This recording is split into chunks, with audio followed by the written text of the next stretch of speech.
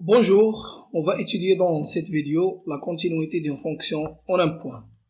Donc, on a trois choses à étudier, la continuité d'une fonction en un point, des exemples et un exercice. On y va.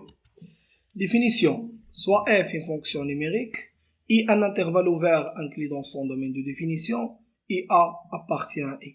Pourquoi l'intervalle est ouvert? C'est pour s'assurer que la fonction f est définie à droite et à gauche du point A. On dit que f est continu en A si la limite de f de x en A vaut f de A. Les questions qui s'opposent à propos. La première question est ouverte. Étudier la continuité de f en un point. Des questions fermées. Montrer que f est continu en A ou montrer que f est discontinu en A. Exemple 1. Soit f, la fonction définie sur R par f de x est égal à sinus x sur x si x différent de 0, et l'image de 0, c'est 1. Alors, étudions la continuité de la fonction f en 0. On a f de 0 est égal à 1. On sait que la limite de f de x en 0, donc on remplace f de x, c'est une limite usuelle à connaître, c'est égal à 1, donc c'est égal à f de 0, donc la fonction est continue en 0. Exemple 2.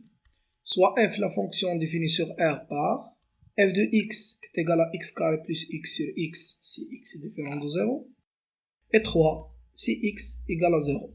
Donc on a l'image de 0, c'est 3. Et on a la limite de x tend vers 0 de f de x égale la limite en 0 de x facteur de x plus 1 sur x. On simplifie par x, ça va donner la limite de x plus 1 en 0 qui vaut 1. Et c'est différent de f de 0, car f de 0 vaut 3. Donc, la fonction n'est pas continue en 0. Essayons d'illustrer ce résultat géométriquement. Alors, pour la courbe de f, de moins l'infini jusqu'à 0, c'est une droite, demi-droite, ouverte, d'équation y est égale à x plus 1. Voilà. Mais l'image de 0, c'est pas 1. L'image de 0, c'est 3. Donc, on fait sortir le point 0, 1. On continue. Donc, il y a une droite. Donc, la courbe de f est une droite privée d'un point.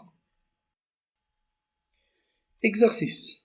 Soit f, la fonction définie sur R par f de x est égale à x carré plus bx plus 1 si x différent de 1. Et l'image de 1, c'est racine de 2, où b est un réel. La question, déterminer b, sachant que f est continu en 1.